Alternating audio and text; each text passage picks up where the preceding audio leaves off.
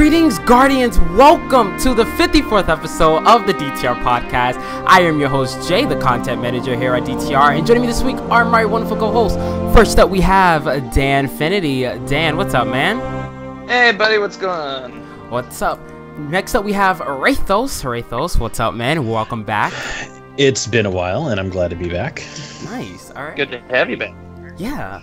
J. Ram Sally cannot join us this week, but he will be back next time we have a show. So our guest this week is Holtzman from DCP. Holtzman, welcome to the show. Hello. Thank you. Thank you so much for coming on. No problem. All right, During my normal Friday stream, and oh yeah, that ends at a perfect time. Easily do that. Nice. All right, guys, so we have a ton of things to talk about this week, but as always, I do have a few announcements to make. So you guys can find us on iTunes, Podbean, and the Google Play Store at Destiny Tracker Podcast. We do record the show every Friday at 8 p.m. Eastern, live on twitch.tv/DestinyTrack. If you guys would like to support the show, you guys can subscribe on iTunes and make sure to leave a review. You guys can also use our promo code DTR for 10% off your Gamer Subs GG order. Also, guys, for everyone tuning in at chat, tomorrow at 4 p.m. Eastern here on Twitch, we are going to have our second Leviathan raid race. I'm super excited for that. It will be all three platforms, Xbox, PS4, and PC. So I'm really excited for that. All right, guys. So, Holtzman, I'm going to throw it over to you, man. Do you mind telling us a little bit about yourself? What do you do here in the community? Oh, let's see. Well, I am one of the co-hosts on the Destiny Community Podcast, and yeah, I have a YouTube channel, stream Twitch, and all the normal stuff from community members for the most parts, I guess. I have a wonderful community over on my Twitch channel. Got the Waffle House members. I'm pretty sure they're in chat right now watching. Hello, everyone. Basically every week I get together with Missed by 1,000 Watts, Tefty, Poke Bear, Briar Rabbit, and we have the Destiny Community Podcast where we talk about everything under the sun in Destiny and gaming in general for the most part. We're just 5 friends who have had a podcast together for a little over 3 years now, and the only saving grace is that we can all act like we hate each other at least one day a week. So, how did you get into content creation? Oh God, that actually started back. I had gone back to school to do some art history classes, and I was waiting for Destiny to come out, and it came out, and I got a bunch of exotic weapons in the first week of Destiny 1, like something like 4 or 5 exotic weapons in the first week. Nice. And I was like, are these good? I don't know. Let's take an analytical look at them. And I posted my findings to Reddit, and I was like the only person doing exotic weapon reviews at the time.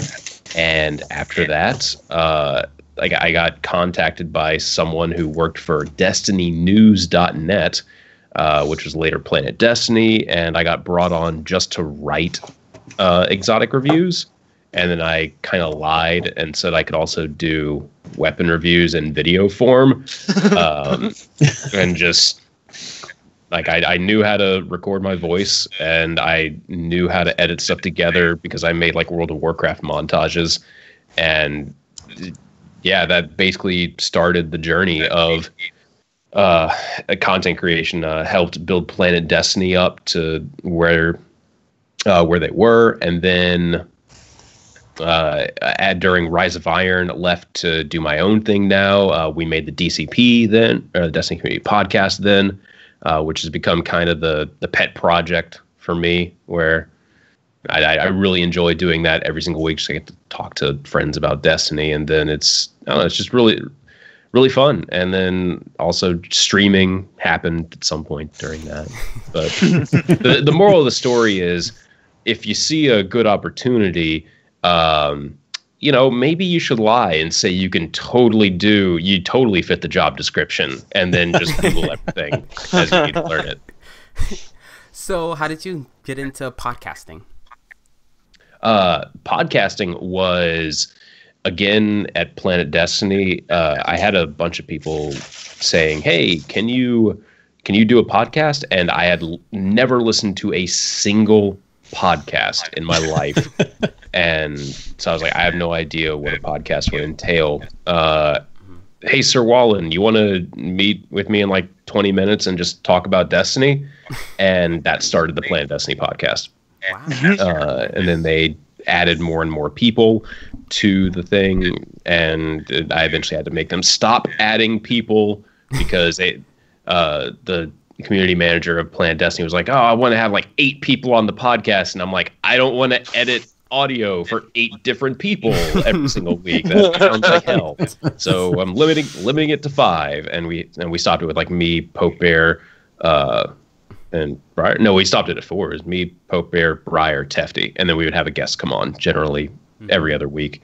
And then when I decided to leave Planet Destiny, we all decided, okay, we'll do our own thing again and keep doing Destiny community podcast. Nice. All right, sweet. Dan, do you have any questions this week?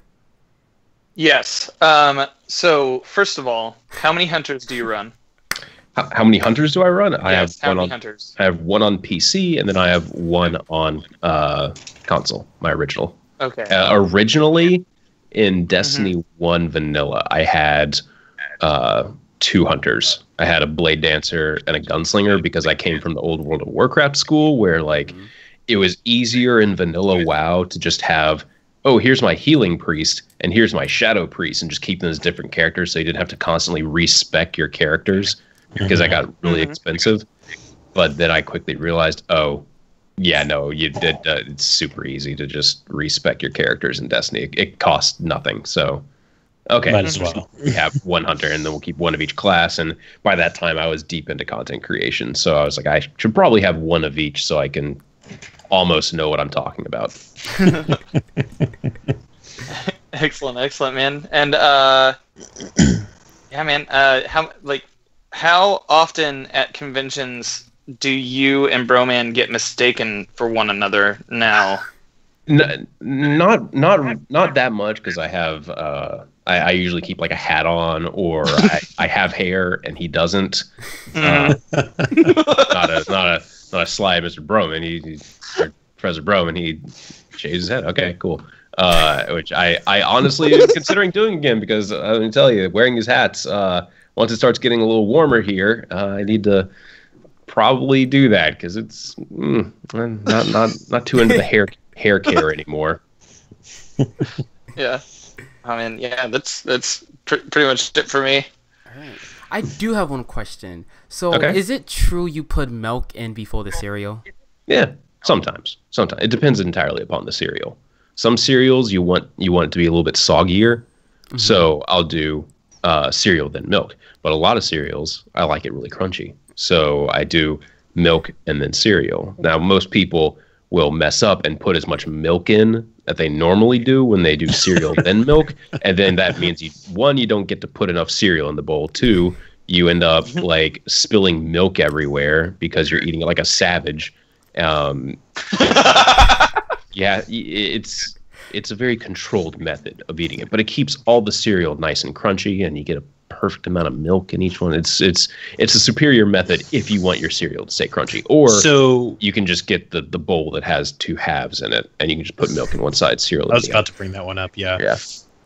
The I split love your system. I love the system. I love the method that you have. Rathos, your questions. Oh,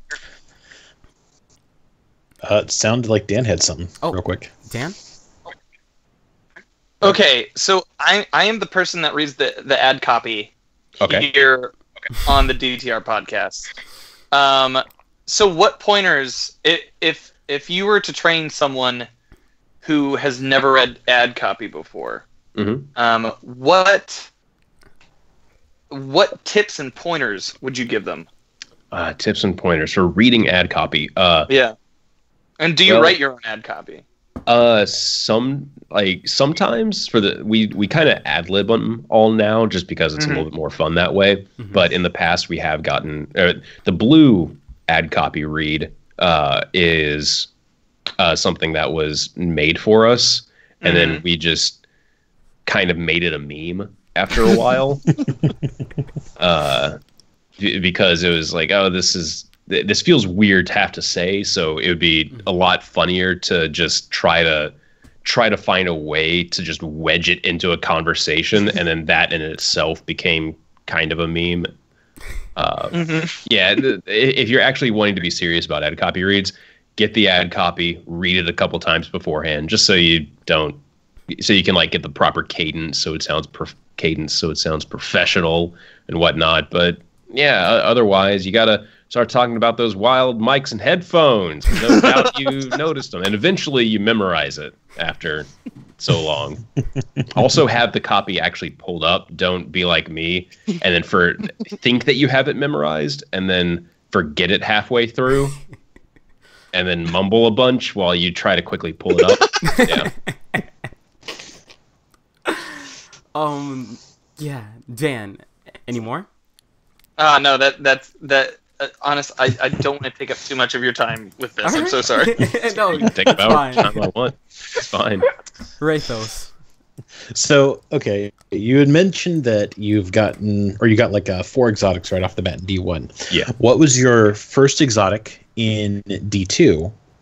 And what is your favorite exotic from D2 that is not a carryover from D1? Okay. The first exotic I got, I mean, are we counting armor? Or whatever. Weapons? Armor, weapon, whatever. The first exotic was Raid Flux, because it was like the first quest that everyone did. The first actual exotic I got, I believe, were Stompies, which I don't use. I don't like them at all. Favorite exotic that isn't a carryover, I mean, Sunshot is definitely probably my favorite, but it feels so similar to Fatebringer at the same time. It's like it's what Fatebringer wishes it was, in my opinion. I don't know. Aside from that, I pull up my item manager because I can't remember. Can't remember these. God, yeah. I'm still just gonna actually tractor cannon. Yeah, it's such a stupid weapon, but sometimes I need stupidity in my life, and yeah, it's a perfect weapon where you can just. I feel like launching people off a map, or I feel like creating ragdolls. Great, right? All right, rate those. It's definitely one of Dan's favorites. Mm-hmm. It is. It's the giggle cannon. I do find myself giggling and cackling every time I use it. I team wiped like a couple weeks ago with it. Oh wow! And got an angry message. I would hope that would be a very angry and proud message. Like, I hate you, but I'm impressed. He's like, I'm sorry, man. I just hate shotguns. And I was like, but it's technically not a shotgun. It is. It's a shotgun in the loosest of terms. It's just a giggle cannon. Mm-hmm. So, back to the cereal topic. What is your favorite cereal? The default is Raisin Bran. Mm-hmm. Just typical Raisin Bran. Honey Nut Cheerios, also a good one. If I'm feeling the sugar rush, like I need that, I will go with some Cinnamon Toast Crunch. Good choice. Yeah. I like or if I feel like being really weird, Lucky Charms, and then only eat the not marshmallow pieces. So then at the end, I get the big reward of having only marshmallows left in the bowl. And I know you can just buy the marshmallows on their own, but it's not the same thing. No, it's not. No. So is content creation something you want to do for like the rest of your life? Like, where do you see yourself in like 5 or 10 years? No, I definitely don't want to. While it is basically a dream job of I get to play video games all the time, there's also the kind of just the psychological aspect of what video will I do next? What's next for me to do? And it gets mentally taxing to just have to always be thinking about thinking 2 days ahead, 2 to 3 days ahead. You can never kind of be in the now, so to speak, which is not a fun way to live, I guess. Like I can work on a video now and then it'll come out, but I never get that kind of reward for, oh, this video came out. Let's see how it did. You have to keep thinking about the next thing. I agree.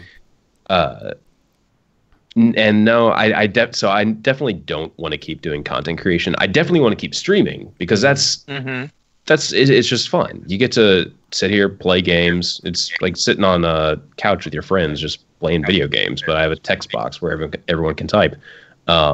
Instead, I like that a lot more, and it's a lot less stress inducing, especially when I've somehow been able to keep streaming as this thing I do for fun, even though it is a large portion of my income. Whenever I'm streaming, I'm not thinking I'm working. I'm hanging out, having fun.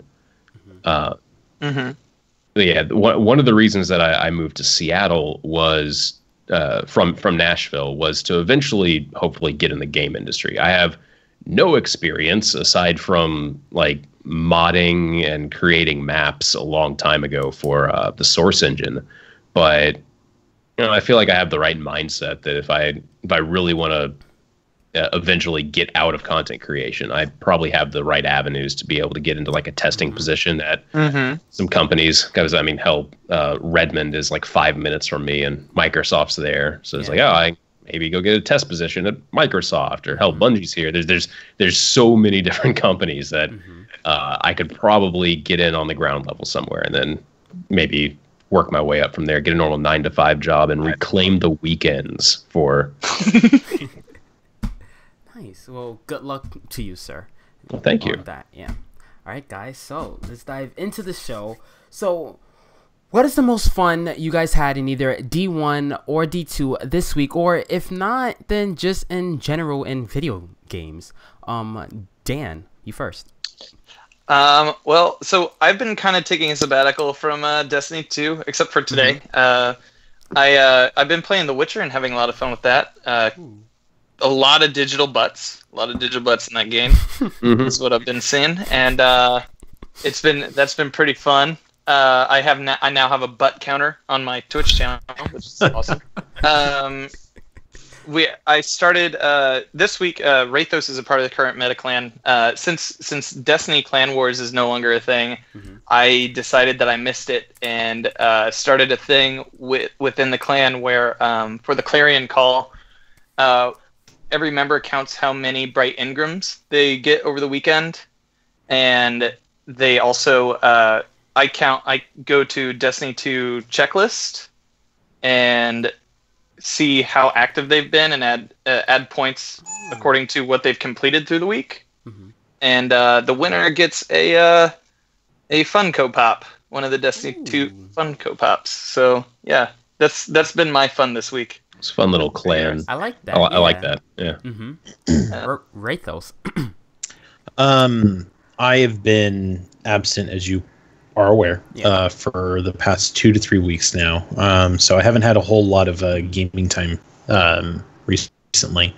To throw it back a little, one of the all-time favorite times that I've had when it comes to gaming in general was back on the Nintendo 64, and it was for Super Smash Brothers. I got a 64 for Christmas. I got Super Smash Brothers, and my birthday is immediately after Christmas. It's on the 29th. And I had a bunch of friends come over, and we just played that nonstop all day long. Absolute blast. Sweet. And Holtzman. My life generally revolves around Destiny, so I've been playing Destiny 2 all this week. Who would have thought? I don't know. I have a lot of just fun, small moments now where it's not about any particular activity that I do, but sometimes I'll just, I don't know. I'll go, I'm gonna toss Tractor Cannon on for a couple games, and let's just see how many people I can launch off the side of the mountain in Vostok. And that's the only real goal that I have, and it's fun. It's super fun. So yeah, that's basically it. I launched 6 people off the map in one game, and it felt good. Nice. Oh no, and then I just booped a Striker Titan. He kept trying to like slam me, but while he was at the height of his slam, I just boop. he would back away, and he just kept charging back in and just boop back away.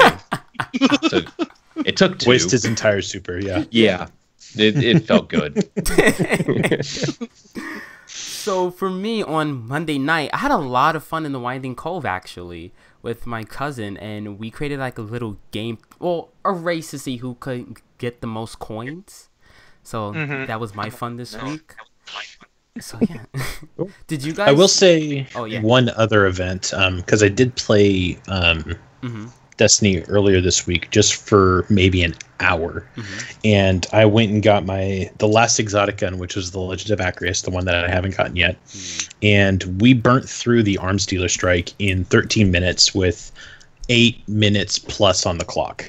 Nice. Just absolutely cooked through it, and then within that hour, I went and completed the entire first phase. So now I just got to go back into the raid a bunch of times. Nice. Yeah, I hate that part of the quest. I hate that part of questing in general, where it goes, so you already completed this thing once, but we need you to go do it at least 2 or 3 more times. Right. Just to really emphasize it. Yeah. If you could get that TPS report in, yeah, that would be really nice. great. That'd be great. Oh, hey, also, I hope you have your weekend free. Yeah. Because we need you to come in early for that. Yeah. I'm gonna go play Magic this weekend. Sorry, it's my new thing. So Holtzman, which faction did you rally up with last week? New Monarchy did win. I was a New Monarchy person. Nice. Well, to be fair, I did go for all three. Because, well, on PC I needed to get all the shaders just to have them, but also I needed all the weapons so I could test them and know what's good or not. But my heart's with New Monarchy every single time. The first faction rally, I turned in a lot more than necessary to New Monarchy just to hopefully turn that tide, and didn't work. No. I was going for Future War Cult because I really enjoy that submachine gun that they had. I really enjoy that one. It's good. Yeah, it's very good. Really good. Even the like Dead Orbit auto rifle, that's actually really good also. So yeah, I went for all three, of course, on Xbox and on PC, but I was really hoping for Future War Cult. Yeah. Dan, dude, are you satisfied I bleed that New Monarchy one? I bleed the Rainbow Death Cult, and anybody who stands in my way will see my true colors fly. New Monarchy, I get it. I'm gonna buy the sword. I'm saving up every glimmer, every ounce of glimmer that I can to get it. So you have to pay the 50,000 glimmer? Oh no, yeah, because I went all in. I was like, no more like half-assing. I'm going full on. Future Oracle, yeah. One infection only. I have so many shaders. That's good. And yeah, so it's I got like eight of those submachine guns to drop basically. So that's good. I will be in the back of the tower selling them on the black market. Very good. Sounds good. So rate those. How do you feel that New Monarchy won? Are you a New Monarchy fan? So I went New Monarchy because I'm a Titan main, and I brought this up during the last faction rally that I was really salty and bitter that I didn't walk away with the whole armor set, because it was the whole, hey, you cap out at level 30, there's no more gear for you, better luck next time. So I had to join New Monarchy because I wanted that damn helmet, and that was the only thing I was missing for New Monarchy. And I got it rank 5 with my Titan this time around. So I was a little irritated. As far as factions do go, I generally go with New Monarchy, but I really just wanted to complete the armor set for my Titan. All right, nice. All right, guys, so let's dive into our Trials of the Nine talk. Last week's map was Eternity in the the mode was Countdown. I had a blast playing Trials last weekend. It was my first time really getting right back into it, and I had a lot of fun. I did not go flawless, but I like the competitiveness, I guess I can say. Mhm. I really enjoyed it. I took a break from COD, even though I should be playing that a lot. Yeah, I'll tell you that story later, Holtzman. It's an inside joke. I have to play COD. Sweet. Sweet. It's not sweet. He's trust forced me. to. He's contractually obligated to play COD. Oh. Oh Let's no. just say I spent He money put by himself in accident. prison of his own pre-order. Yeah. Actually, I'll Yeah. just tell you now. See, Okay. I'm a noob on PlayStation. I'm an Xbox guy, so I made a mistake and bought COD World War II on PlayStation when I was. I didn't know that Sony takes your cash right away. I thought they were like Microsoft and they wait the 10 No. days. Nope. Yeah, I realized I didn't read the fine print, the terms and agreement, none of that. Yeah. So. Gone. So yeah. Oh, mind you, it was the $100 version, the deluxe Oh, edition. very- So oh. yeah, it was a painful. That's I mean, you got to read the fine print. I gotta Gotta read get yup, that $100 I- worth now. Yep. Oh, Yep. yep. Yeah. So back to Trials of the Nine, guys. So Holtzman, did you enjoy your Trials run last weekend? If you played. I got to. Let's see. I think I was doing something Friday, so I didn't get to play then. But on Saturday, I got to play with Lucky and Buttwipe for the first time, and we had Nice. we had a blast. Just we carried some people from their chat in, and we got them flawless. Super fun time. Doing it on PC. I'm really trying to get my mouse and keyboard skills back up to par. I used to do nothing but PC gaming, but then once Destiny came out, I was in console gaming. So a 3-year break from using mouse and keyboard was kind of rough. Still trying to get used to it. All right. Dan, did you play Trials of the Nine last weekend? Yes, I played for a couple of rounds. Nice. It was not going well, and it was getting late, so I turned in. Yeah. It's pretty much my experience last week. This week I think I'm running with Cuban. I think on Sunday. or Nice. something, so- Good. Nice. Good Should be fun. stuff. Nice. This week's map is Altar of Flame, and the mode is Survival. So good luck. Should be good. Rathos, did you have a chance to play last weekend, man? I was at the hospital the entire weekend, Yeah. so I couldn't Alright. play at all. All right. So Holtzman, I'm looking forward to it this weekend, though. Nice. So Holtzman, we play a little game here on the show where we guess how many kills a certain weapon received in Trials of the Nine last weekend. So this is kind of like The Price is Right. Have you seen The Price is Right? Oh yes, I'm very familiar. Good. Yeah. So the lowest number you could bid, of course, will be 1 kill, and the highest number you could bid will be 10 million kills. Now, a hint, it is in the millions. Just to give you some knowledge, last weekend we did Uriel's Gift, and that received 7 million kills. All 3 platforms. So this week we're going to do the Mida because that is the #1 most used weapon. Okay. So to show you how this goes, Dan, you are up first, man. Oh my god. All right. I'm gonna say 8.3. That's probably a little high. I'm just gonna tip my hand there. All right, 8.3. 8.3. Holtzman. I'll go with 6.5. All right, and Rathos. 6.8. 6.8. Yeah. 6.8. Wow. All right. All right. All All right. right, guys. So I just wrote that down. So Mida, you guys actually all over. Mida Really? received. I win. Yeah. Mida received 4.6 million kills last Wow. weekend. It's not. #1. Yeah. Yeah. I can totally see that. Mm-hmm. Womp, womp, womp, womp. And Uriel's Gift is #2 at 2.9 million. Yeah. So it's actually a big drop. I wonder why. I'm guessing not a lot of people like playing Player Countdown? population. Player population is definitely probably one of the factors. Also that map PC. and game type. Yeah. PC being in the mix. I don't think Mida's very good on PC. Like, part of the big thing that why it's so good on console is the massive aim assist that it has, so you can hit people from questionable shots. Yeah. Also, just with the field of view on console, having your radar always up is so much better. Since you can get by that on PC, which is adjusting the field of view stat, not really that needed. And then also hand cannons, I feel, are going to be making a rise, at least on PC, and that probably does affect the overall numbers too, since a lot of people are going to be using better Devils, Old Fashioned, Sunshot. So I will tell you guys the top 10. It was Mida first, and then it was Uriel's Gift, Last Hope, Sins of Past, Prosecutor, Better Devils, Antiope D, I hope I'm saying that right, Nameless Midnight, Vigilant Swing, and the Mida Mini Tool. So that's the top 10.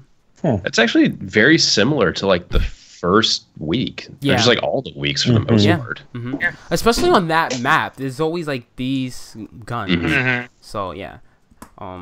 That's Trials of the Nine talk. I think it would also be, not just, player population. It might have been, the game type itself. I know a lot of people don't enjoy Countdown as much as Survival.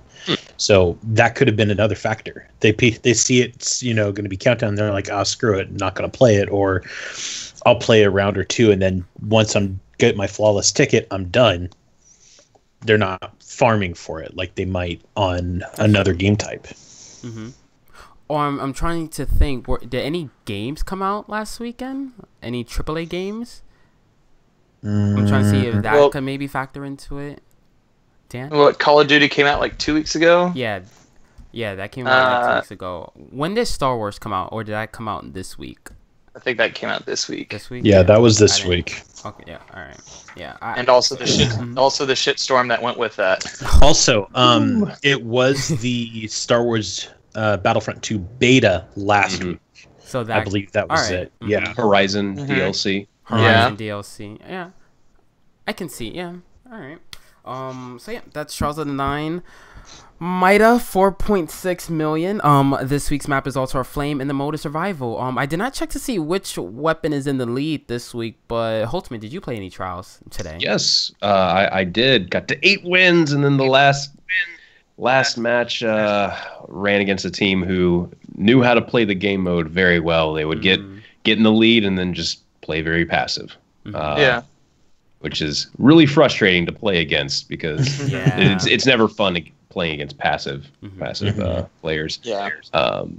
But they played to win and they won, so can't fault them. But yeah, it's Altar of Flame on PC, using Better Devils is really good. It's really good. Nothing more to say about that. When I complete a card and then I get maybe 3 or 4 kills with my scout rifle energy weapon, but then 99% of my kills come from Better Devils. Yeah, I'm feeling the overbearing, the looming nerf hammer above me. It's just waiting to strike, huh? Yeah. It's on PC. Hand cannons are just, they're the best. There's no reason not to really use one for most of your engagements. And then Better Devils has technically the longest range, just then best overall stats due to explosive payload. So we may see explosive payload get its damage tweaked a little bit. That's my theory on it. And so we'll have less damage on the explosive part, more damage on the bullet part of the round. Do you guys think we're going to get a weapon tuning with season 2? Did they announce that? That's okay. They said that at TwitchCon. They did. Yeah. Oh, okay. Yeah. All right. With each season is when they're starting to schedule those. Yeah. Do you guys think that's like quick enough? I was just about to ask that. Yeah. I don't know if it's quick enough. I think there's you have to. Bungie's really good at listening to the things that people are shouting about, right? Like that people are being the most vocal about, and they address them in their own way. It might not always be like the best way for the time, but I feel like sandbox changes should definitely happen more often than every 3 months, because you'll fall into the same thing that we did with D1, where it just falls into like basically seasons of, okay, well the pulse rifle's really good right now, like that whole thing, rather than having everything feel as powerful or viable. I can. But that's. I think Anybody else? 3 months may be too long for like certain things, because we know that high caliber rounds is something that a lot of people have an issue with. So I think this may be an unpopular opinion, but look at what Sledgehammer Games did. They were able to put out a weapons patch 1 week after COD World War II launch. Now, again, that wasn't like a huge patch, but it was something. So I can see I would like to see them put out something that can like tweak some things every month, maybe. But that could be an unpopular opinion. I don't know if you guys agree with me on that. Maybe a small tweak every month, as opposed to, oh, hey, here's an overhaul every 3. Yeah. You know? Yeah. Yeah. Because we do know that major overhauls, that takes time and testing and things like that. So I would like to see them attempt to do like small tweaks here and there. Well, not here and there, but like once a month. Right. Yeah. Yeah. Even if they did that, you'd have this small batch. People being like, "Oh, look at Bungie! They can't even balance their own game." Blah blah blah. Like we still get. Yeah, it's hard to make everyone happy. You can't. You can't be a developer and be under the assumption that everyone can be happy. You can make, basically you have to make stuff to hopefully appeal to certain players, and then if you make enough things, every player is eventually covered. But balances and changes, you're eventually going to piss people off because you messed with their favorite thing. Yeah. Do you Holtzman, do you honestly see like competitive coming to Destiny 2 anytime in the future? I mean, I want it to. I absolutely want it to, just so players that want to play competitive, to have that number next to their name in PvP, can, one, stop going to quick play and team stacks of 4, because it's not fun to stomp people. It's not fun to get stomped. I would prefer to never face people, because I basically only solo queue for PvP. And every time you go up against like a 3 or 4 stack, you're just like, well, I can try as hard as I can, but I guarantee you my teammates aren't under that same impression, and I'm not going to win this one. Okay. It makes it salty, I'll say. I've run into a few matches where it's like you load in and instantly everyone but you, or everyone's just dead without a second thought. It's just like, hey, we load in, turn the corner, everyone's dead. Wait, what just happened? And you're with, you're not with anybody, and they're a full stack team, and you're like, this is going to hurt. And then you start seeing people drop out, and you're like, I might as well just carry it by myself. Because that happened to me a while ago. That actually happened during the Iron Banner. I solo queued in, went up against a team of 4, and it was me and 3 others, and it was just stomp. And the other 3 guys just all left, and I'm sitting here, I'm like, okay, it doesn't hurt to finish a match. I'll get something for it at least. So I just sat there and I watched them all approach, and I just started waving and dancing, and they got the clue. They're like, yeah, there's no way in hell, because it was like 3-0. And so I'm just sitting there, I'm like, whatever, guys. So, Holtzman, do you think this game is built for competitive play? Like, we have a competitive playlist. Yeah, we have a competitive playlist, and a lot of the changes that they made to Destiny 2, like just looking at Destiny 1 going to Destiny 2, a lot of the changes seem to like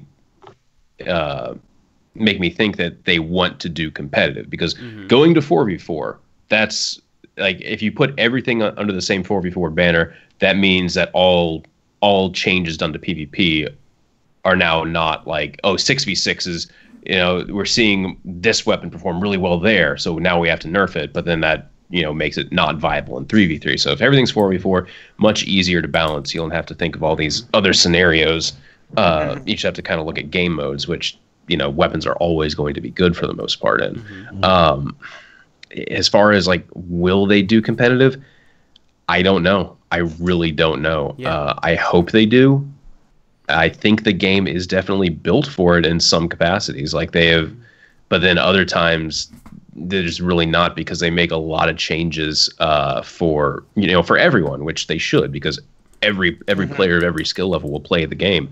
The biggest example I can give is Josh Hamrick on Twitter a while back said, "Oh yeah, we reduced like the accuracy of weapons in air because players on the lower skill spectrum were having difficulty going up against players on the higher skill spectrum that they knew how to jump over someone or attack from vertical angles."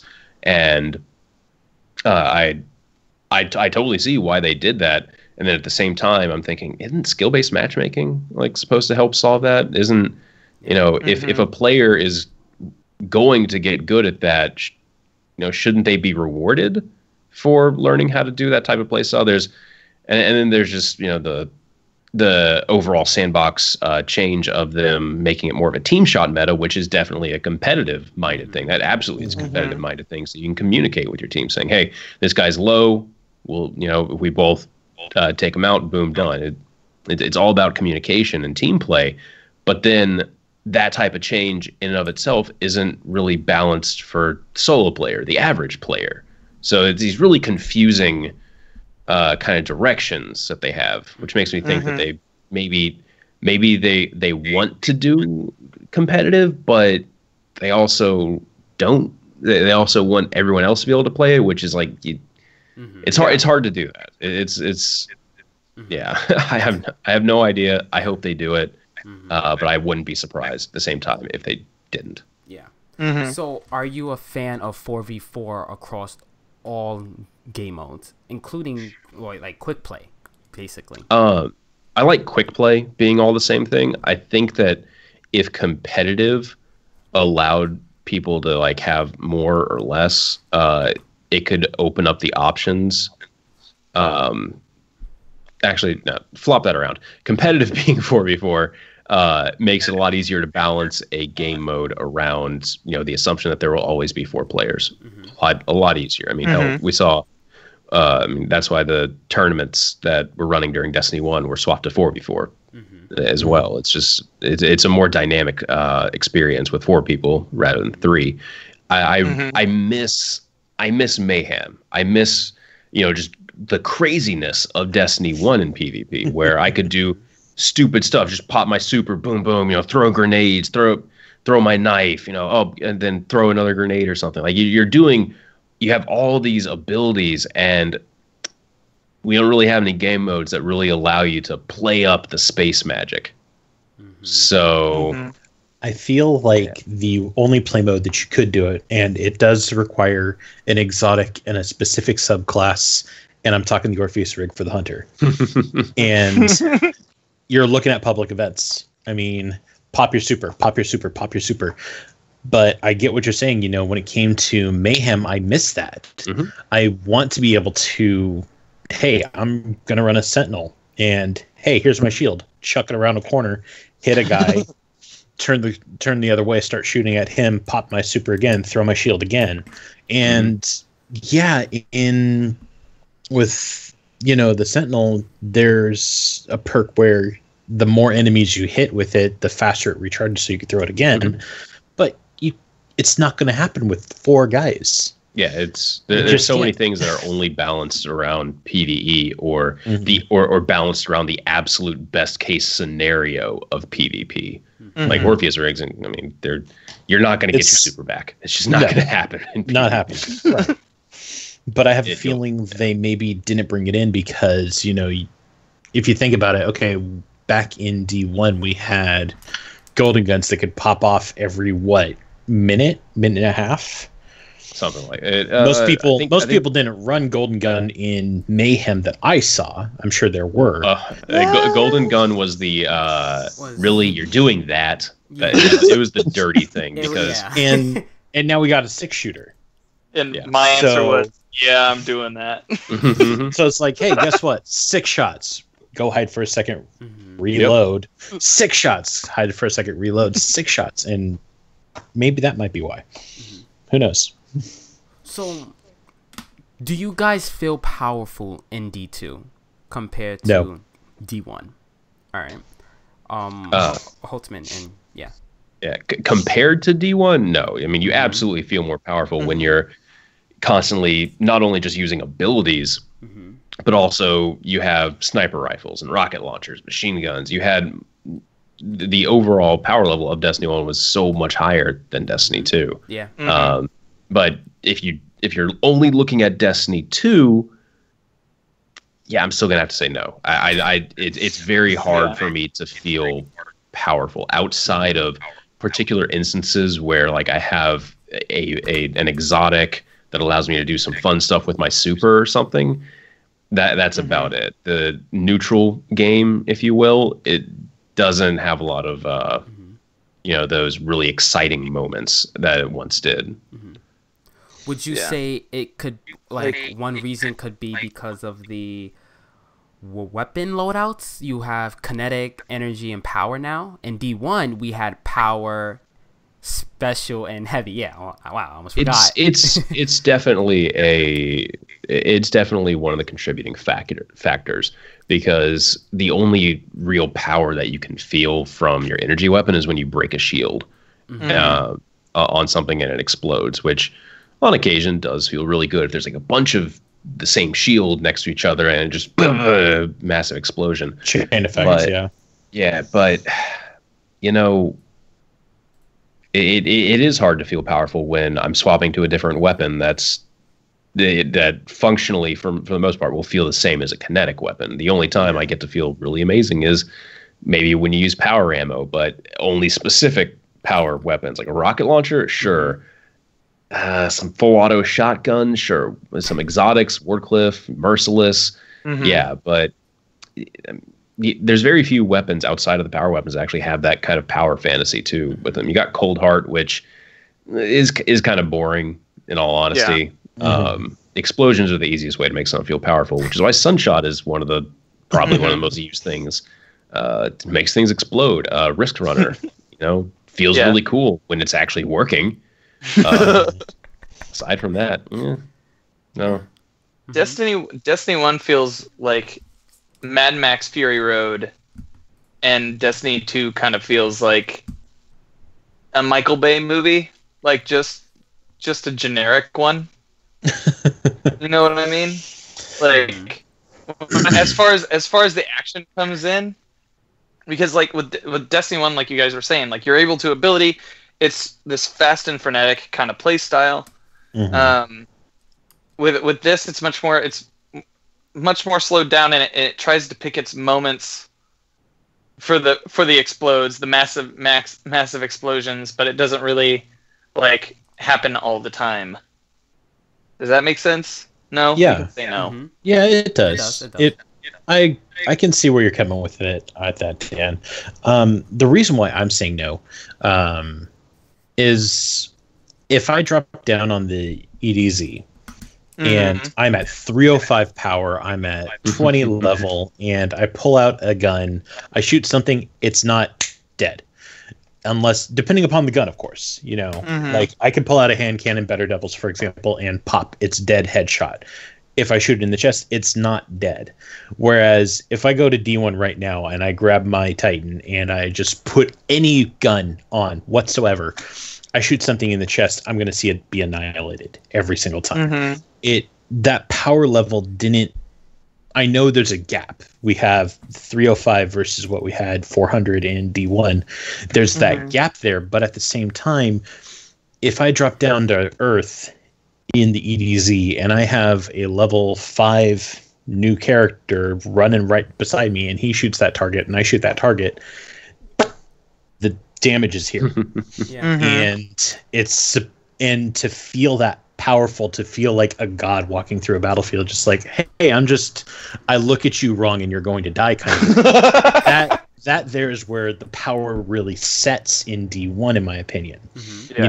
You strap on your exotic, you walk in, and you're just like, yeah, they're all dead.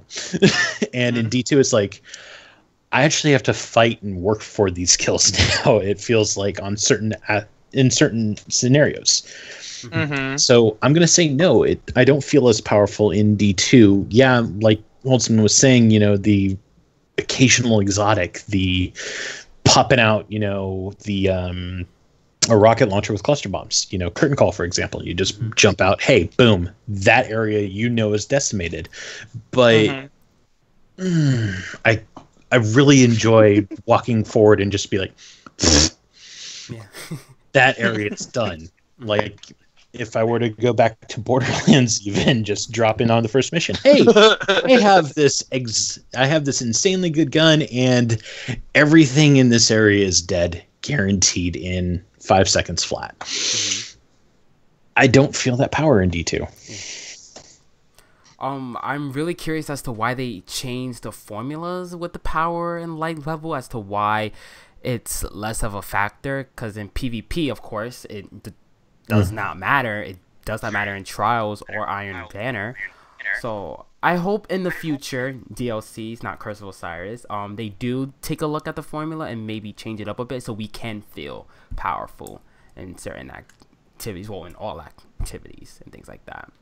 It would be nice if we got a PvP style, maybe just for the competitive aspect of it, not for the quick play. Kind of like how they did in D1. There's that, you're 5 levels higher, you have that extra percentage of damage. Yeah. Have that just applied to the competitive playlist, but not PvP in general. Because, we have those Trials players that are itching for, the competitive aspect, that tier where you can tell, hey, I'm better than you because of whatever. It's not so, everybody gets a participation medal. It gets to that more competitive edge, and I feel that do that in Iron Banner, do that in Trials, and do that in the competitive playlist alone. You're going to probably hear a lot less complaining from a lot of the more hardcore gamers, I feel. Yeah. Let's dive into the Curse of Osiris, guys. Yeah, so they had a stream this week. Bungie had a stream. They talked about the story that we're going to hear.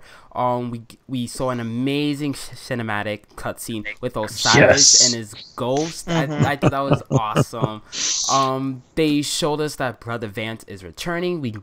We were able to see the lighthouse. The lighthouse is returning. It will be a patrol social hub. Does that make sense? I guess that's a good way to call it. It is a patrol social hub. And then Mercury will have its own patrol. It's going to be the Infinite Forest, which they're going to actually show off more gameplay of that next week on their stream. And then we also got to see the Heroic Strike playlist will be returning. Now, I'm really curious to see how that's going to be, because I'm happy to see that it's returning, but I hope there's an incentive to actually do it. Does that make sense? I'm really hoping modifiers make a return in some way. Yes. Or just one of the reasons I liked running Heroics was because of those modifiers. It made me feel even more powerful, which is really cool, which probably skewed our perception a little bit of Destiny 2, because we were, playing the burns, the burns and stuff constantly. But I'm really hoping it's not just, hey, here's these strikes, they're at a higher level now. Yeah. Same rewards. Same rewards. Not really feeling that. And man, every time if you get the one that if you get the one that has like the disappearing vandal at the end, nah, not doing that. I might just start leaving that one. It's like, oh hey, here's 2 more strike tokens. Yeah. But that strike is cool though, except the final boss. Like, I like the lead up to it, but then the Vandal, man, I just can't do it. Yeah. Not a fan. And then seeing tokens just pop out the chest just makes me even more mad. So I see so many blues and so many tokens pop out of those darn chests, and it's just like, I have no blue gear on me, and here I am doing this strike, and it's supposed to be good stuff, and you're giving me stuff that, is $2.95 and less, and it's all blue, and I don't feel like it's very rewarding. And if Heroic Strikes are going to be like, here's your 1 purple per chest, guaranteed 1 purple, and then, it's still going to be like 5 light levels below you. I think the token system is really cool, but I would like to see that we're able to use the tokens to actually purchase something that we want. I really hope they add that in Season 2 to all the vendors, because we do know that Lord Saladin, like, every time you get an Iron Banner token, you will be able to purchase the gear. I think it's power weapon, kinetic, right? You're able to purchase that. And the armor. I think it was something like that. I think it's going to come back like D1. Yeah. You know how you got the tokens. Like certain things. Yeah. Right. You get the tokens, and then you select weapon or armor. Yeah. Yeah. And at that point, it's like, you know, that'd be nice. Don't get me wrong, that'd be nice. But if they did it like armor, kinetic, energy, power, and then I know at that point a lot of people might just be farming, hey, here's just all my power weapons. Yeah. Maybe make it so every week you can only get so many of your power, and that's it. Maybe. I don't know. I want to be one that's going to farm a bunch of power weapons because I'm set. I'm good. We're all right. But give us a little bit more variety than they did in D1. Because, hey, weapon armor, here's your pick, A or B. Okay, I get it. You know, that works out.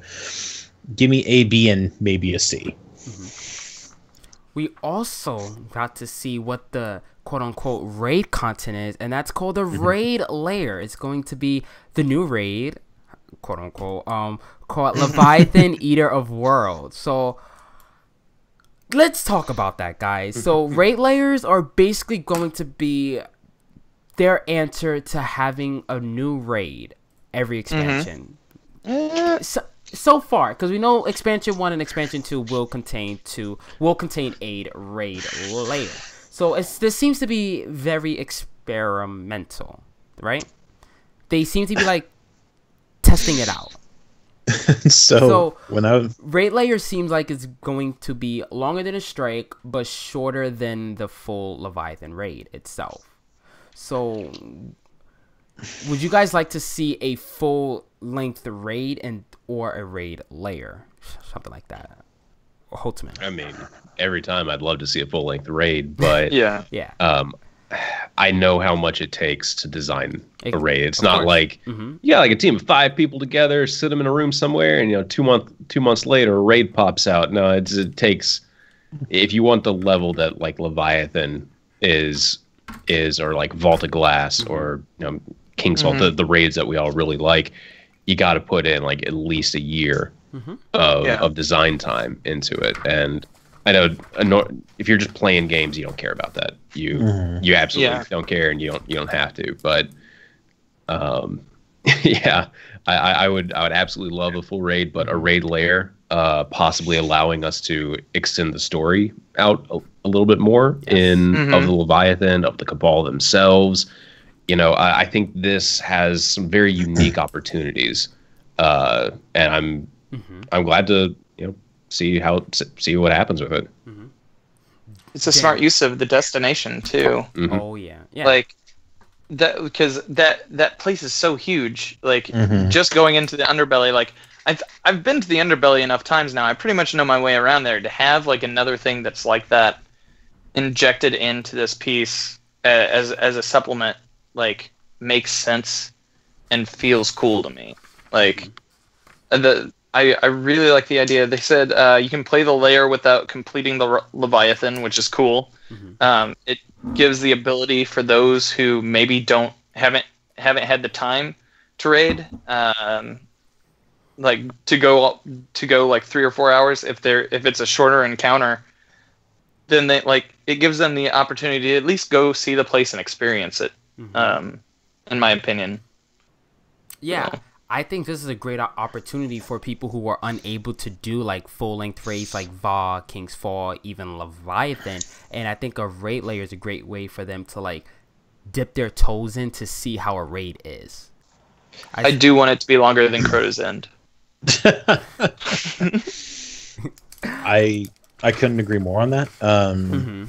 When they were announcing it, my mind just kept thinking extended heroic strike ? I mean, because hey, you're going to have your you're going to have your objectives, and then you're going to have your boss. And I'm thinking, any heroic strike from D1, you know, you would have your objective. Let's go ahead and do the Scion Flares. You know, you get here, you have to hack that door, and you're defending this doorway to make sure your ghost gets through for a period of time. That's your objective. You go here and you fight this Cyclops or whatever. There's your next objective, hacking your next door. And then, oh, hey, here's your boss at the end. Like I said, it just screamed heroic strikes to me when they were talking about it. And I'm going to steal a J-Ram line here because he's not here. Cautiously optimistic. That's a healthy stance to take on it, honestly. I was thinking more something like PoE, a certain amount of encounters, and then the final boss at the end. You know how PoE is, you have these rooms, you go do things, and then the boss at the end. So maybe, let's see, Leviathan has what, 3 encounters? Gauntlets, Bath. Shoot, what's the other one? Gauntlets, Baths. Dogs, yeah. Dogs, and then you have Callus. Yeah, and Callus. So maybe it could be something like Baths, Dogs, Callus, or something like that. Like, I think it's going to... I could see it being something on the lines of just short of encounters, or if it is going to be 3 encounters, maybe not as much to it. It'll be short encounters, or a short way to do it. But yeah, personally... Oh, go ahead. Oh, no, go. Personally, like, I once all 3 of these come out, I think it's like a really good opportunity. Like, you could do raid races with all the supplements, like just like a trilogy raid race, or like be able to like Sherpa somebody, just like pick a day on like a Twitch channel or something like that, and just be like, all right, this is our Leviathan day. We're gonna get as many people through all 3 of these encounters as possible. Like it feels it's thematic, and it works well. It works well together. I'm just really excited to play it. I am super excited to play it, but I also hope the rewards are going to be there for I hope there will be an incentive to play. Of course, it's a game. Go have fun, play, but I hope there's an incentive for hardcore players to go and replay it 3 times a week on all 3 characters. I hope the gear, as we keep saying each week, I hope the gear has show raid perks, so that I don't think we'll be seeing that. Yeah, I really don't think we'll be seeing that. Yeah, not this expansion. Too soon, right? Well, I don't know. I don't like, not in the game honestly, probably not in the game at all. Not with Destiny 2 as we know it now. Maybe with like, I don't know, whatever. Maybe if they come up with another expansion or something a year from now, you know, the equivalent of the Taken King. We'll call it the Taken Queen. I maybe feel like they would call it that. Yeah, no, it's just more of a joke. We saw Sabbath. What we think is Sabbath. Yeah, if it is. So you know, but we kind of have an old school raid perked weapon, the Skyburner's Oath. Perks versus Cabal. Yeah. No, it's bad. I mean, it's good. It's good in the throne room. I mean, if you're going to be one of the 2 or 3 people in the throne room that's not worrying about shooting skulls at the end of Callus, it's pretty decent to help with the mobs. I hear you, but I can't hear you over my better devils. So that's doing real good work. I was using that in the gauntlet while everybody else was standing on plates today, just like shooting between axes and cup. Just that one bar where the two doors meet, just 3 feet from one another, and just popping both sides of that with the better devils. Oh, it was so nice. It was so good.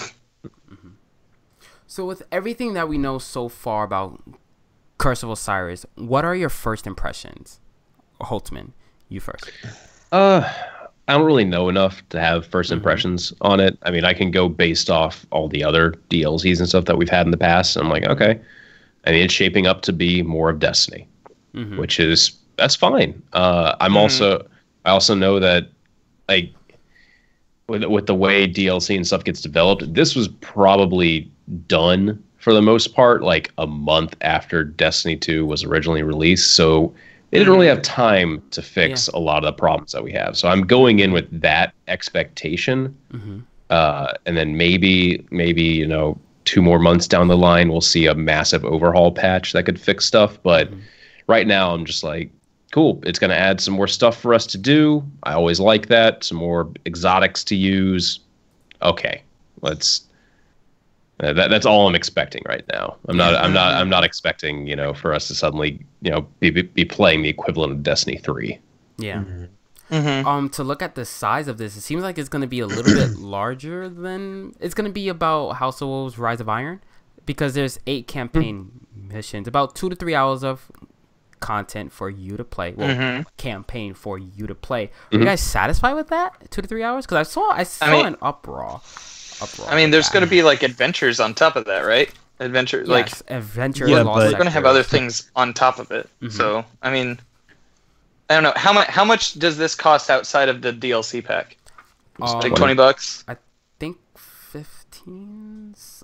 I can look that up, but 15 or 20. Yeah. Like, honestly, for what, like, you're paying to buy the ticket to get in, I think that's worth $20. Yeah, because like you also have with it, like I wrote down a bunch of notes. The forging weapons in that wall where it shows the optional weapons afterward. To me, that looks like a lot like the Moments of Triumph calendars they've kind of had in the past. Or maybe they try something where you have to fill that out in order for something down the line. I don't know. Like that looks great to me. Like I don't know, man. The lost sectors not being shown on the map until the campaign is complete is a cool thing. I like that a lot. Yeah. I'm happy about that. I'll agree. Because I was one of those players that's like, oh hey, just lost sector, let's just do them all. And I did all that on like day 1. I went and got all the regional chests with my Titan and did all the lost sectors and all the adventures within 2 days. And I was like, now what? Give me more. So if it's not on the map, I'm not going to get distracted, but that also means I'm going to burn through the campaign that much faster. Right. So I did look up the price. It is $20. The Osiris, it is $20 outside the expansion pass. But I'm really excited to see lost sectors outside of the map until you complete the campaign. But I hope they really bump up adventures to where it's like, again, I hope there's an incentive to go play adventures. I hope they actually bring in the story too, because there are some great adventures throughout the base game of D2 that I'm like, wow, I wish more people actually knew about this. I wish more people actually go and do this. Singing Harpy. Yeah. And the one on Isle, which is really creepy, the one with the music of the Warm Line, that's a great adventure. It's great. Yeah. I just wish there was an incentive to go do them. They kind of open up this like really awesome possibility for the future where like maybe they could continue adding to that as well as adding like future expansion. You know what I mean? Like, because you're opening up the possibility of entering a Vex simulation somewhere in any timeline. Like you could ostensibly just go about anywhere. Anywhere that the Vex could possibly think of. The Infinite Forest sounds so cool. Sounds really, really cool because you're inside of a Vex simulation, correct? That's how I took it as. It's inside the planet's core, and it's Vex everywhere. Now, correct me if I'm wrong, but it seems like the lighthouse will have 2 parts to it: a dark future, and will the dark future be in game or just a cutscene? Because that part was a little bit wonky to me. I didn't really understand that part.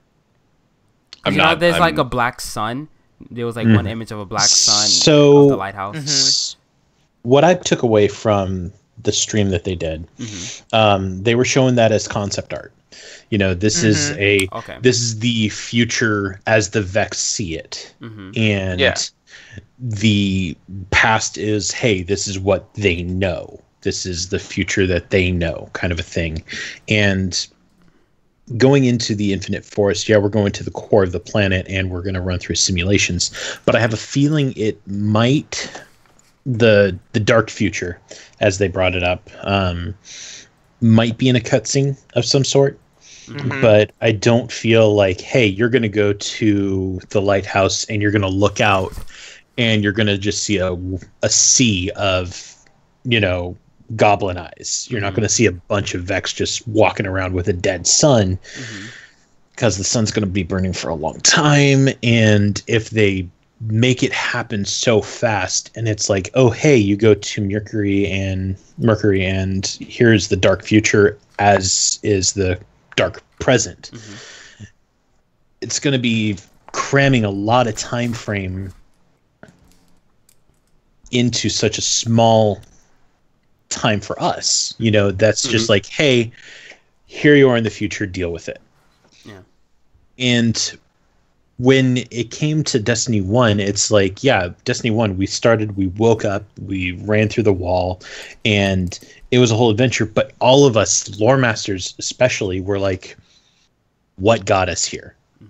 And if they were to make us go to that dark future and make that a permanent thing, because this DLC is supposed to happen a few months after the Red Legion came and we kicked Gaul's butt. If it's going to be, hey, here's a few months down the road, and then all of a sudden, here's the dark future. This is your life now. A lot of people are going to be like, well, why did we get to the dark future? What happened between that gateway that we walked through at the end of the campaign, hypothetically, and now why are we stuck here? Why can't we go back and see everything? It could also just be a very, very small thing. Right. If you guys remember the was it the No Time to Explain exotic pulse rifle? That's true. At the very end of that, it was like, here is the end of the Vex or something like that. That was the voice line. That's all you really have to have come up. Like maybe Osiris, if he's in the story, he's like, here's what I have seen, and like, that's true. Boom, you see that, and then go off somewhere else.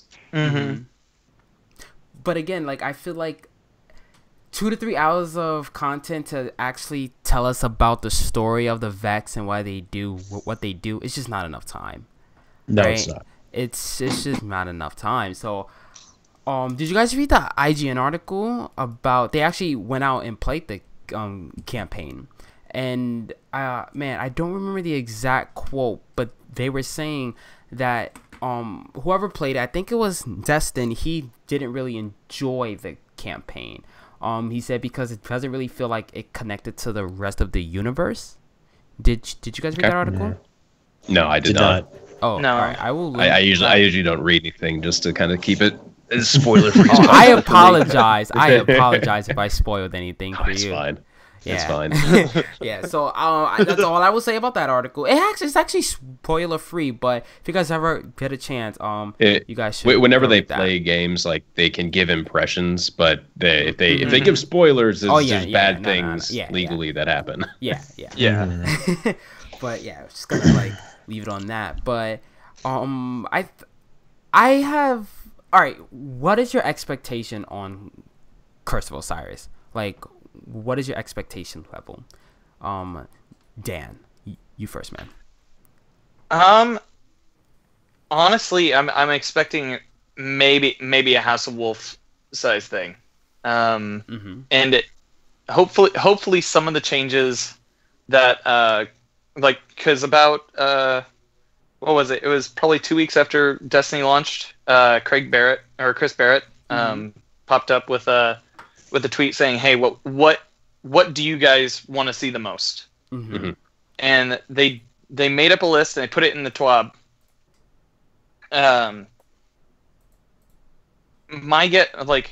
The thing had to have been like, this had to have been like 90% done.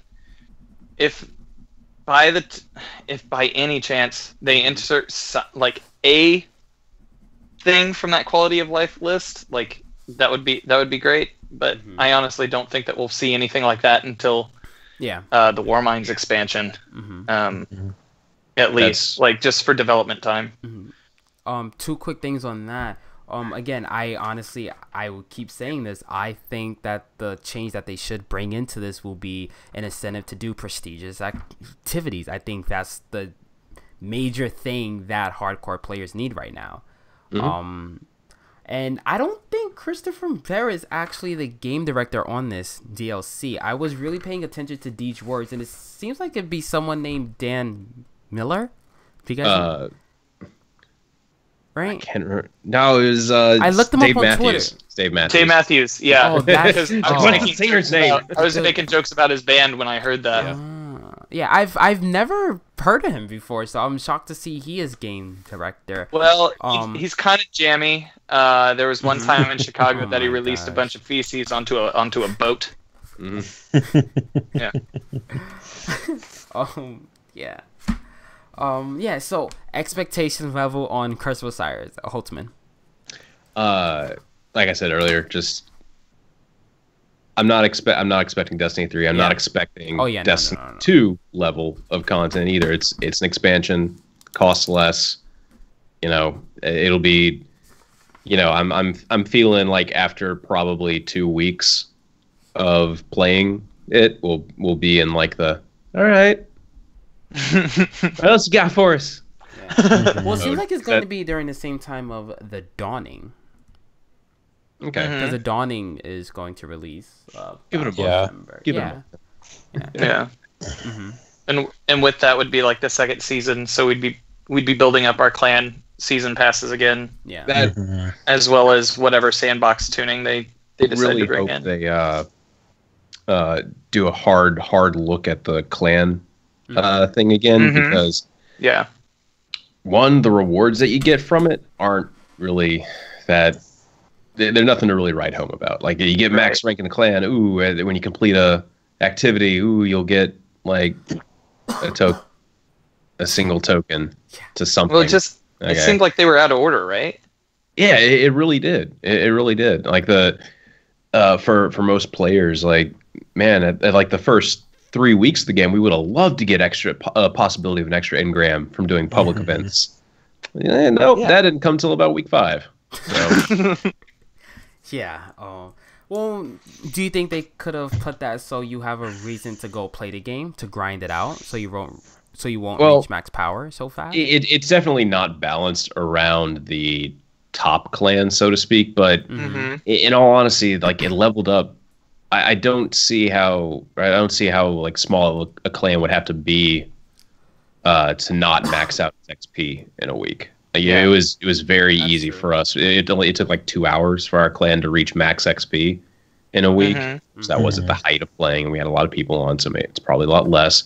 I'm just not sure who the clan reward system is like designed for right now. And yeah, it's designed for clans. They will definitely make use of it, but you know, it doesn't seem to be as focused as it could be.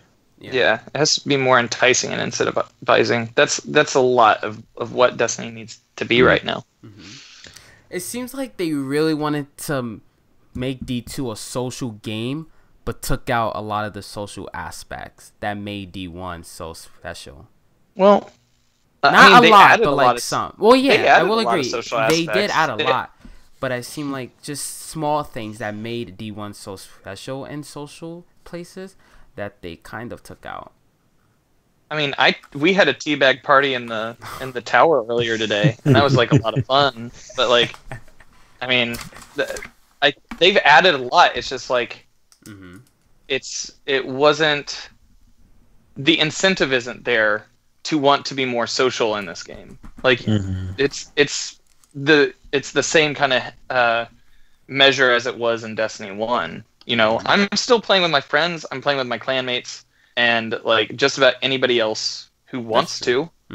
But like, I'm not going into guided games because like I've heard that there are like some certain hassles with it. It doesn't. The only incentive is an emblem. The same reason. Yeah, woo! it's the same reason why I haven't gone into the Prestige raid. Like, I want that extra level of difficulty, for sure, definitely. But if I get an emblem for it, yeah, exactly. An emblem and like a shader for a gun, that's not. It's, to ornament. Me, it doesn't. Ornament. Okay. It just doesn't feel. It doesn't feel special enough to me. Yeah. Like once you complete like something like that, you should feel like, holy shit, I'm a badass. Like just the entire time afterward. Aura, yay! You get a flaming head for a week, which I think that should be permanent. Do you guys think that should be permanent? I think that when it comes to the auras for doing the Prestige Nightfall, make it not necessarily permanent, but make it so that you can equip it. Mm-hmm. You know, like, because we have that slot in our inventory, auras. It's right there. You can't miss it unless if, you know, you don't go down and look at your sparrow and stuff. But you go, you do it, you get the glowing flames, and it's not an item that you can equip. Yeah. Maybe make it so, add a loot pool. Do that. Do it for a loot pool in the Prestige where you go in, hey, you have blue flames on your head. That's awesome. That's great. But because you did it, here's a item to tweak it a little bit. Mm-hmm. Maybe, hey, you go in and you're given a die for your aura. So it's not everybody's running around with blue flames on their heads. Hey, he's got green flames. Hey, he's got red flames. I like that. Something to... Seeing it evolve over time is the real key there. Like, you know, so I've run the Prestige a bunch. What can set me apart from someone who's only run it once? They're the same right now. So mine is taller, or it you know, more vibrant, you know, different colors in it. Stuff you can, you know, add more to it to signify. Just like the emblems kind of count. It would be cool if emblems themselves evolved over time instead of just having a number that ticks up. You know, it got more vibrant. It played around with the possibilities more. All I know, if they added the Siva ship to the Prestige raid mode, I would do that every week because I still didn't get that in Destiny 1. I just want it. Yeah. Please. Yeah. Dan, I'll go back into D1 and run it with you until we get it. Oh. Man, I'm not downloading that back up. So I've tasted the goodness. Dan, do you mind explaining the clarion call? Because you actually had a chance to play it today. Do you mind explaining? Really quickly? Yeah. Yeah. So basically, the clarion call this week, you go to Hawthorne. Hawthorne pops up with a with the blue crown above her head, and you go and talk to her. She says, "Hey, hang out for the weekend with your clan, and you can get extra bright Ingrams." Okay. It's pretty cool. We were running like Crucible. I was just wanting to see like how much we would get. Each time we'd go into like the Crucible or something. Yeah, we got like 1,000 experience points, and that was like 10% of whatever that percentile marker is. I don't know exactly like what it's leading up to. I'm hoping maybe it's a power Ingram at the end of that, and that you can keep grinding the bright Ingrams from after that, because otherwise, what's the point of a double XP weekend if it gets capped? Yeah, once you hit that percentile mark. Yeah. Oh, gosh, I hope I didn't do that. But I Does can't it- on it. So, yeah. Did you see if it worked in like public events as well, or was it just Crucible you were testing it out in? I just saw it in the Crucible. I was running public events by myself, and that's really the only time that I jumped in and actually had like somebody with me in an encounter or activity. So we did do the raid with like 5 members of the clan, or like got up to Callus, and I was noticing that it was several of us got bright Ingrams. But I'll say like everybody was like, "Ooh, a bright Ingram!" And because we're running this like kind of contest amongst our clan, people were like excited about it. But other than that, I mean, it was it seemed like probably about every half hour, probably bright Ingram. Okay. Probably. I don't know. I'd have to go in and check that out a little bit more. But did it stack with the fire team medallion? It did not, from what I saw. However, like once we got into a squad, we added the fire team medallions no matter what. Yeah. So I don't know. It could be a mix of things. I need to go in fresh. Rathos and I are going to hang out after the podcast is over, just to kind of see like we're going to do the nightfall with another clanmate, so we can report back. I'll tweet at you. Okay, sounds good. All right. So Iron Banner is coming back next Tuesday, November 21st at 1 a.m., which 1 a.m. Pacific time. That is reset time, and that is the last Iron Banner for season 2. The game mode will be Clash. I'm really excited for that. I'm really excited to go back in and grab the armor, because I wasn't able to grab all the armor pieces from the last one. So I'm really excited to dive into this. And all you PC Guardians are invited to the first Iron Banner. So yeah, I'm really excited for that. Quick question: do you guys have all the Iron Banner gear, all the armor? Holtzman, you have all the armor? I see you. I deleted all of it. I don't like it. It's another one of those armors. It's like, oh, do you like mobility? Ooh, yeah. Doesn't matter. You're getting it. So, as a hunter, I don't need more mobility. So I'm just tossing that armor. I got all the weapons on console, so on PC, I'll start grinding for all the weapons again. Yeah. I'm going for the pulse rifle because I didn't get it last time, so I'm hopefully this one I can get the pulse rifle. That auto rifle was pretty nice. Yeah. I'm missing a few pieces on my Titan. I didn't have the chance to play it on my Warlock or Hunter, so I'm planning on taking this Iron Banner a lot more seriously than I did the last one. Same. Just because it was like, oh hey, Iron Banner, yeah, nah. And I liked how the armor looked, but I don't know. I didn't feel so gung-ho about it like I did in D1. All right. Yeah. Dan. I'm going to be playing it. I enjoyed it. I like the shaders more than I did the actual armor. Except for like the armor for the hunter is actually pretty nice. Because I think it was resilience. I think it was. But I enjoyed the shaders more. The auto rifle was nice. Pulse rifle, really good. I Pulse heard. Yeah. Killed by it. I can't remember if I got that the last time or not. Hold on, I'm looking at them now. Yeah, I got the forward path is the AR, and it's pretty solid all the way around. I did get the pulse, the Time Worn Spire. Yeah. Yeah, dude. I don't know. I just every time it comes around, I end up playing it. I end up liking it for the most part. And I'll just take it as an opportunity to play with clanmates. Yeah. So. All right. Sweet. All right, guys. So I have 2 ending questions for us tonight, guys.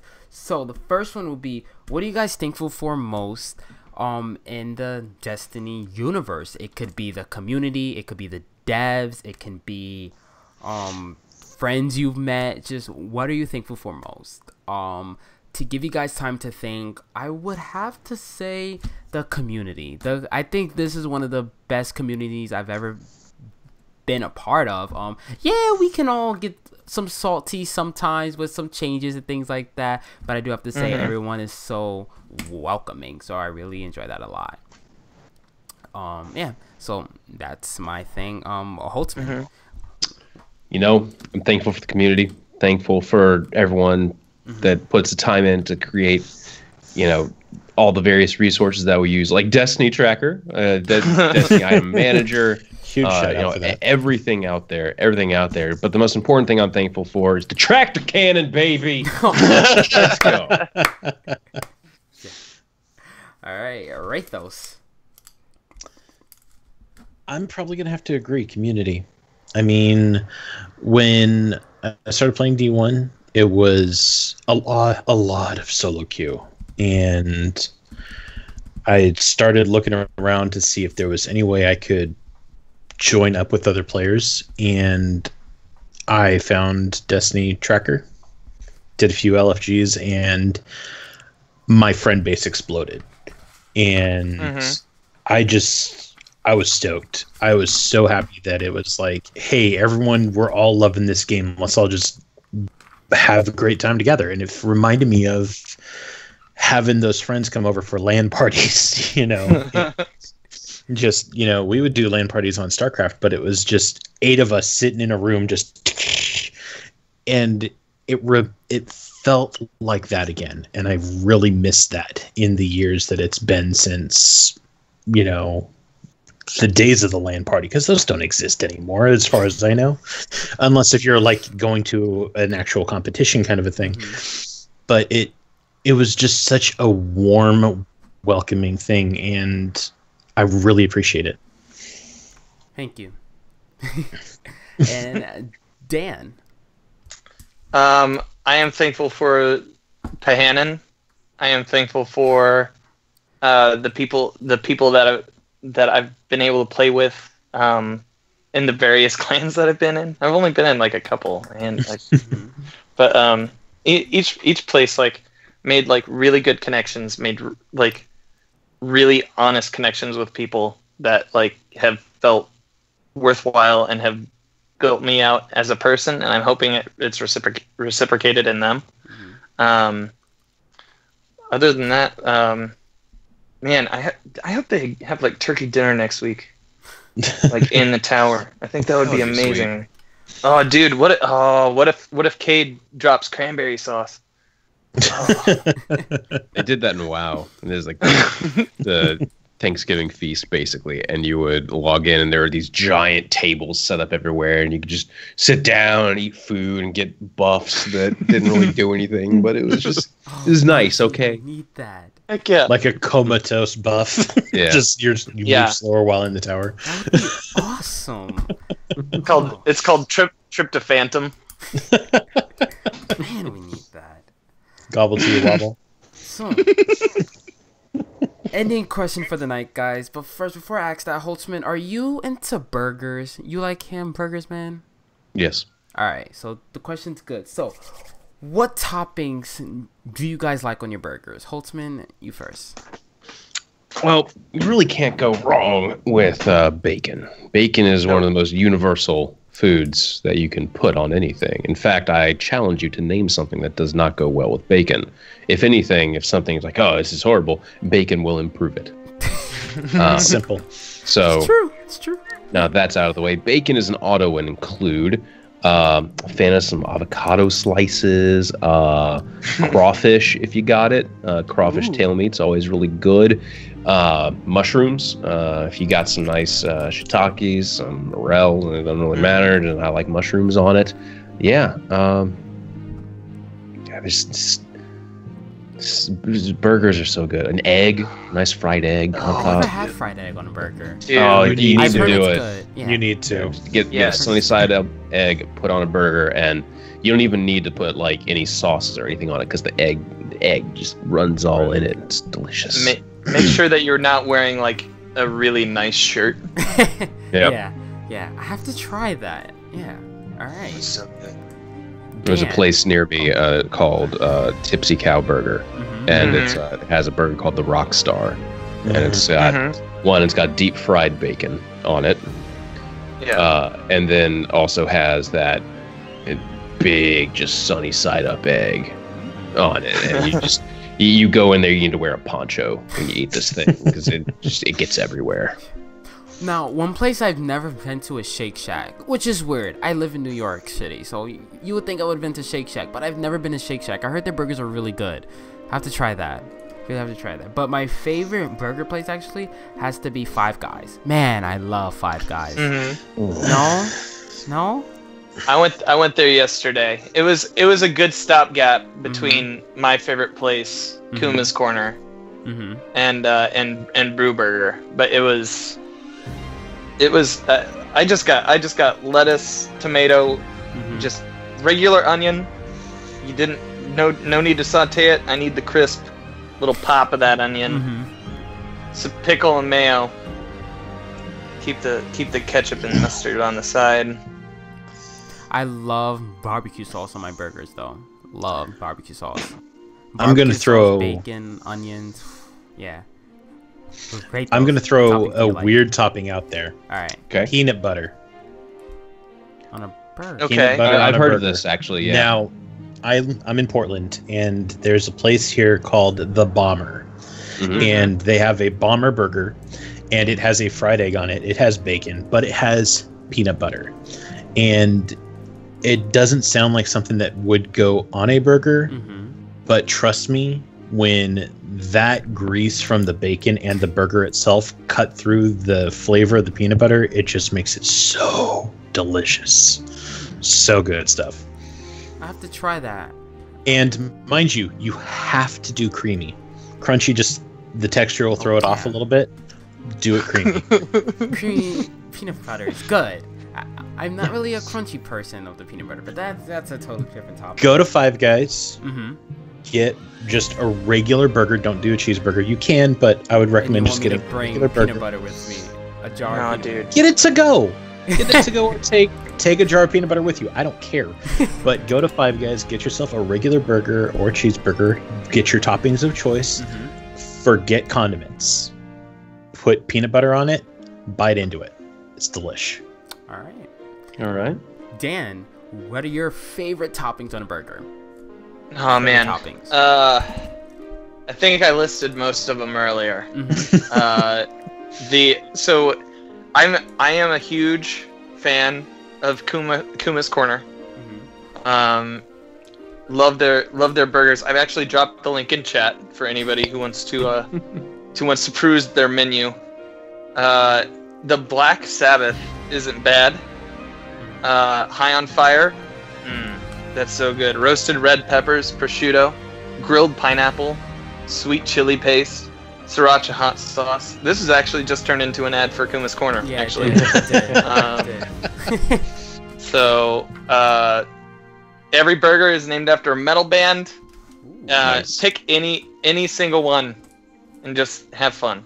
That's it. All right. The Plague Bringer. Oh my god. You're I'm hungry, hungry. Dan. Yeah. I'm you're gonna hungry. end up going to get one of these burgers, I think.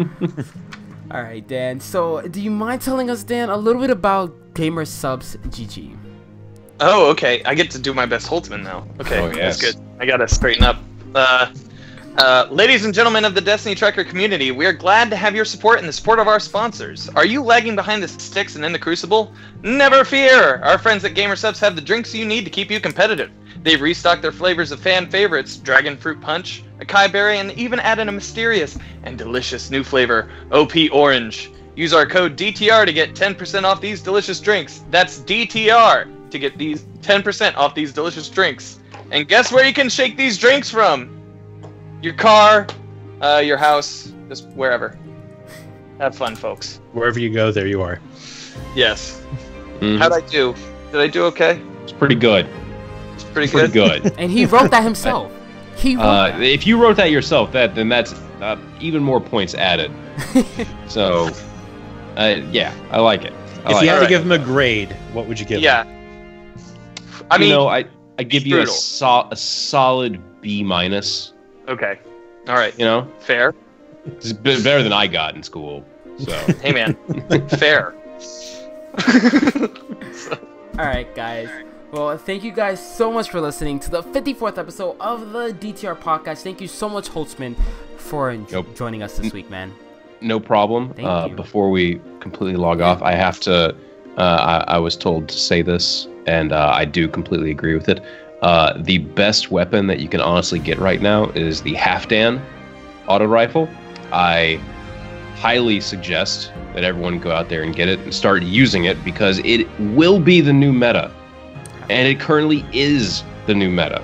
It will always be the new meta. Go get the Halfdan. The Where can Halfdan you D. pick that up? Gunsmith. Yeah.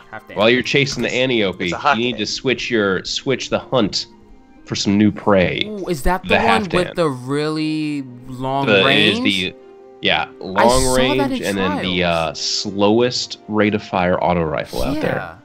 Had a lot of range. It was crazy that range. Yeah, I got killed by that in trials. Yeah, all right, half Dan. I will write Half that Dan. down. It's good. Yeah. Topside Uno didn't like my joke earlier when he was like, "I'm thankful for the half Dan," and I said, "I'm thankful for the full Dan." He did not like that joke. All right, guys. So Holtzman, where can we find you on social media? Oh, you can find me at Holtzman_YT on Twitter, where you can have, I talk about food a lot, more than one should. Food is good. Food is awesome. Food will never break your heart. True. Food True. Food will always be there for you. All right, guys. I don't know. Rathos, where can we find you on social media? You said it, Rathos. Literally everywhere you go. That is on Twitter, Twitch, Instagram, And that one site? And that one site, yeah. Should we say how that one site is? It rhymes with corn sub.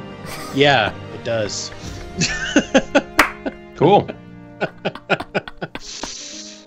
Dan, where can we find you on social media, man?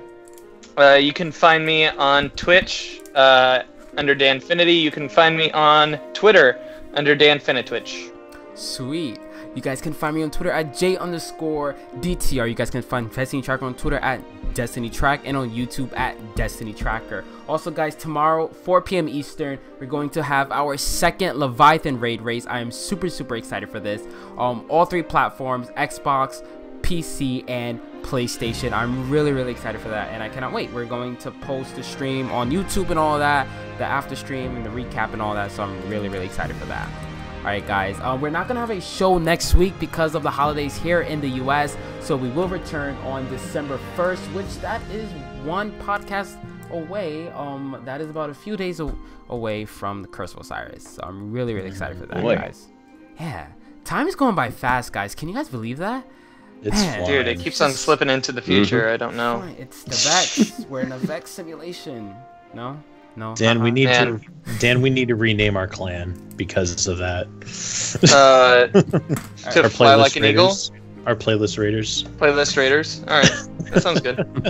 All right, guys. Thank you guys so much for listening. My name is Jay, and we'll see you guys all later. Bye, Guardians. Bye. Safe. Be fun.